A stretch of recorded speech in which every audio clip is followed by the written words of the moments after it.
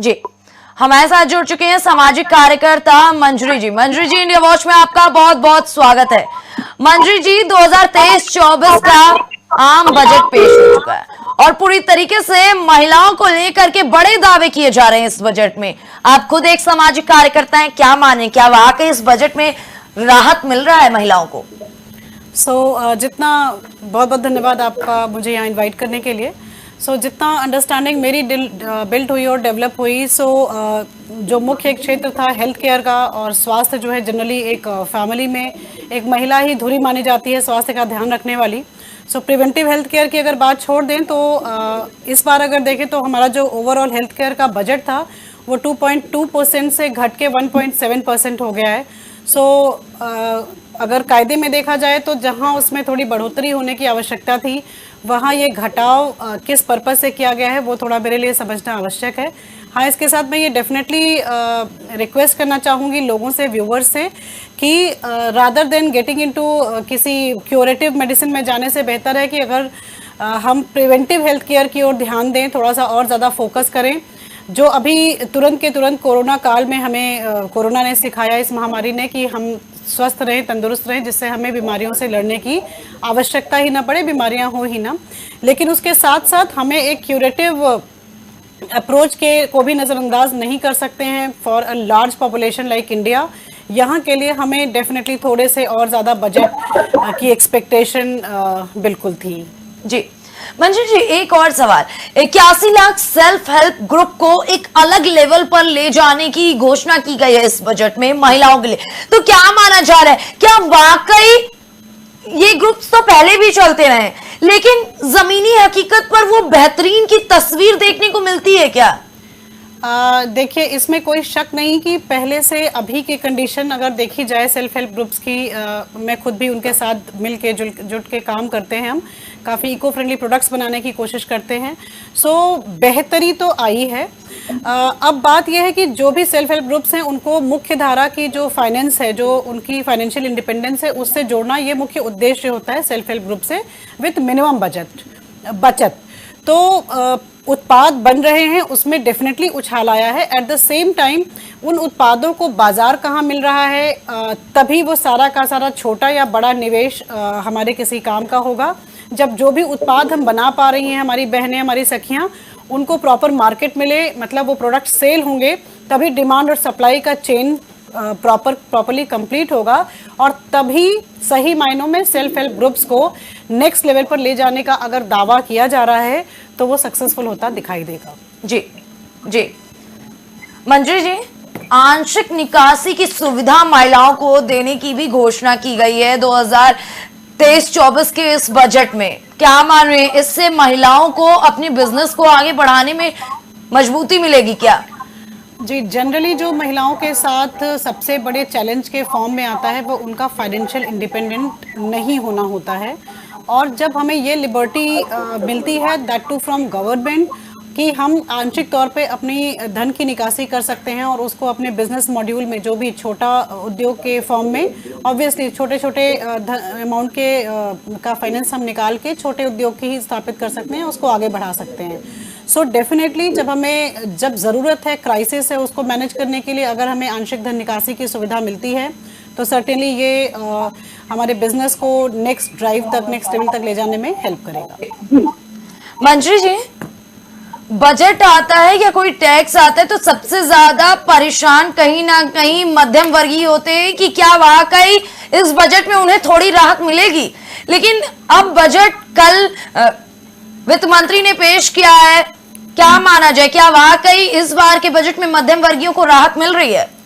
जब मैं बजट पढ़ रही थी तो जस्ट फाउंड आउट कि मध्यम वर्गीय परिवार, जो कि सबसे बड़ा टैक्स पेयर है देश का आज के टाइम में जी, तो ये जो टैक्स स्लैब 7 लाख तक कर दिया गया है, इससे डेफिनेटली कुछ ना कुछ राहत मिलनी चाहिए। 7 से 15 लाख के स्लैब वाले लोगों के पास भी ये ऑप्शंस अवेलेबल होंगे कि वो किसी तरीके से अपने निवेश करके, अलग अलग निवेश के क्षेत्र हैं जिनमें वो निवेश करके टैक्स सेविंग भी कर सकते हैं। And at the same time 7 lakh तक का जो स्लैब बढ़ा दिया गया है, दैट विल ऑल्सो, उसकी वजह से भी कुछ राहत बिल्कुल मिलेगी मध्यम वर्ग को। घरेलू आइटम, रसोई की बात करें अगर तो हाँ, रसोई के उत्पाद डेफिनेटली थोड़े महंगे हुए हैं एंड उसके लिए तो सरकार को सोचना पड़ेगा, बिकॉज हर चीज़ के ऊपर टैक्स है और वो बढ़ते जा रहा है।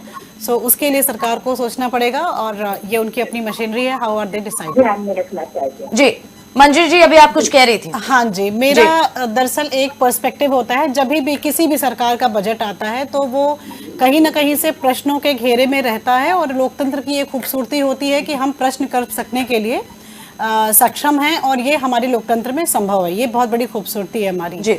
ये तो एक हिस्सा हो गया कि हमने जब बजट देखा और हमें इस ऐसे हिस्से को जिसको लगता है कि उसके साथ न्याय नहीं हुआ है बजट के फॉर्म में, वो डेफिनेटली दुखी और व्यथित दिखता है। फिर मेरा दूसरा पर्सपेक्टिव एक ऐसी जगह पे जाता है कि आप किसी भी पिक्चर हॉल में चले जाएं, आप किसी भी कपड़े की दुकान में चले जाएं, आप गाड़ियों के शोरूम में चले जाएं और आप रेस्टोरेंट्स में चले जाएं, चाहे वो छोटे स्तर के चाट के ठेले हों, पकौड़े के ठेले हों या फिर बड़े से बड़े 5 स्टार होटल्स हों। ट्रस्ट मी, वीकेंड्स का ट्रेंड आज के समय का ऐसा है कि आपको आधे आधे घंटे की वेटिंग लगानी पड़ती है, then you are being able to find a place कि आप वहाँ पे बैठ के चैन से खाना खा सकिए। सो ये जितनी लाइक आधी आबादी का भी जो दुख है रसोई चलाने का या उस सामान को के महंगे किए जाने का, इसमें और उसमें कोई तारतम्य बनाने के लिए हमें इंट्रोस्पेक्शन की भी ज़रूरत है क्या? ये मेरा सुझाव भी है, प्रश्न भी है और आप इसको जैसे चाहे वैसे ले सकते हैं। शबाना जी, आपकी साथी ने आपसे सवाल पूछा है। क्या? मुझे समझ में नहीं आ रहा, उनकी आवाज बहुत कम आ रही है हमारे पास। आपकी तो आ रही है पर उनकी नहीं आ रही है। मंजरी जी, क्या सवाल है? दरअसल ये सवाल नहीं कहा जाएगा, मैं एक पॉइंट रख रही थी, एक बिंदु रख रही थी कि जब भी बजट आता है तो एक लोकतंत्र के तौर पे हमारे पास ये अधिकार है कि हम अपने प्रश्न पूछ सकते हैं बजट से, और वो हिस्सा जिसको लगता है कि नहीं, आपने अभी कहा ना लास्ट में कि दोनों के बीच का कुछ सॉल्यूशन निकालना चाहिए। हाँ जी, हाँ जी, मेरा कहना ये था कि एक साइड में तो हम इसलिए परेशान है कि बजट में बहुत सारी कटौतियां हमारे लिए की गई हैं या टैक्सेस बढ़ा दिए गए हैं, रसोई चलाना मुश्किल हो गया है। और दूसरी साइड हम वीकेंड्स पे अगर किसी भी रेस्टोरेंट में, किसी भी मॉल में, कहीं पर भी चले जाते हैं, विशेष तौर पे शहर जैसे लखनऊ है, वहाँ जाने पे हमें लोगों की इतनी भीड़ दिखती है कि वो भीड़ आती है और डेफिनेटली रेस्टोरेंट से वही सामान खरीद के खाती है जो रसोई में बना के खाने पे शायद चौथाई दाम पे अवेलेबल हैं। तो क्या एक जो बजट के आने पे हम रोना रोते हैं कि बहुत ज़्यादा ज्यादती हो गई है हमारे साथ, वो हिस्सा, और दूसरा जो रेस्टोरेंट्स में जाके एक बार में बहुत सारा पैसा खर्च करके 4 गुने 5 गुने दाम पे जो खाना हम खा रहे हैं, वो दोनों के बीच में हमें एज फैमिलीज, एज विमेन या एज सिटीजन ऑफ इंडिया कुछ आत्ममंथन करने की भी जरूरत है क्या? बिल्कुल, निश्चित तौर पर। देखिए, आपका सवाल मैंने सुना, बिल्कुल हम वही। ठीक है मंजरी जी, हाँ जी, स्वास्थ्य, महिला, शिक्षा, ये तीनों मुद्दे बहुत ही अहम होते हैं। जहां स्वास्थ्य के बजट में पिछले बजट से इस बार कमी की गई है, वहीं शिक्षा में भी इस बार कमी की गई है। क्या मान रही हैं आप, क्या इसके बाद भी बेहतर शिक्षा की व्यवस्था सरकार देने में कामयाब हो जाएगी? एक सामाजिक कार्यकर्ता के तौर पे मेरा ये मानना है कि यदि किसी भी देश को होलिस्टिक एजुकेशन या ओवरऑल डेवलपमेंट के लिए सिर्फ और सिर्फ एक ऐसा डिपार्टमेंट चुनना हो जिसके रिफॉर्म के थ्रू पूरे देश का आमूल चूल परिवर्तन हो सकता है, वो है शिक्षा। शिक्षा में जो पिछले बजट में जो बजट एलोकेटेड था उसके कंपैरिजन में इस बार कटौती की गई है, ये समझ पाना मेरे लिए थोड़ा सा मुश्किल है। कुछ नई चीज़ें ऐसी दिख रही हैं जो मुझे एक्चुअली बहुत अच्छी लगी, जैसे 2023 को यूनाइटेड नेशंस ने मिलेट्स का मोटे अनाजों का वर्ष चुना है और इस डायरेक्शन में काम करने के लिए गवर्नमेंट ने मिलेट रिसर्च इंस्टीट्यूट की स्थापना करने की बात की है हैदराबाद में, जो एक स्वागत योग्य कदम है, जिसकी वजह से मोटे अनाज का उत्पादन बढ़ेगा और बढ़ने की वजह से किसानों की आय भी इंटरकनेक्टेडली आगे बढ़ जाएगी। एक वो हिस्सा इंपॉर्टेंट है। दूसरा 35 से 36 हज़ार, मुझे एग्जैक्ट नंबर नहीं याद है, पर 35 से 36 हजार के बीच में नए टीचर्स का अपॉइंटमेंट करने का प्रोविजन है बजट में। 38,000 जी, कितना?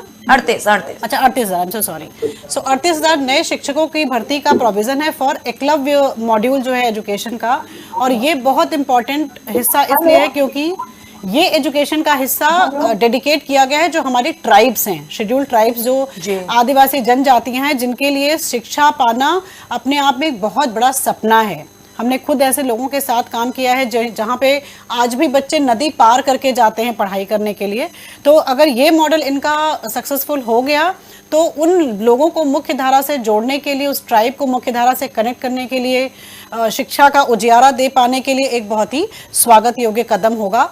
फिर भी जो ओवरऑल बजट की कटौती है वो मेरी समझ से थोड़ा दूर है, क्योंकि मेरे हिसाब से शिक्षा का और कोई दूसरा अल्टरनेटिव नहीं है। अच्छी शिक्षा व्यवस्था अच्छे साइंटिस्ट, अच्छे इंजीनियर्स, अच्छे डॉक्टर्स, अच्छे सिटीजन्स तैयार करती है, जिनका जो एक कॉम्बिनेशन होते हैं प्रॉपर लिटरेसी और उसके साथ साथ प्रॉपर अवेयरनेस के। और हमारे देश में लिटरेसी का रेट बढ़ाने के साथ साथ अवेयर सिटीजन्स का नंबर बढ़ाने की भी बहुत ज़्यादा ज़रूरत है, क्योंकि अच्छे इंजीनियर्स तो हम बन जाते हैं, डॉक्टर्स बन जाते हैं, जज बन जाते हैं, कुछ भी प्रोफेशन चूज कर सकते हैं, लेकिन उसमें अवेयरनेस का पुट जब तक नहीं होता है तब तक हम एक अच्छे सिटीजन नहीं बन पाते हैं। इसलिए एजुकेशन के साथ क्यों कॉम्प्रोमाइज किया गया है ये मेरी समझ से परे है। जी, शबाना जी।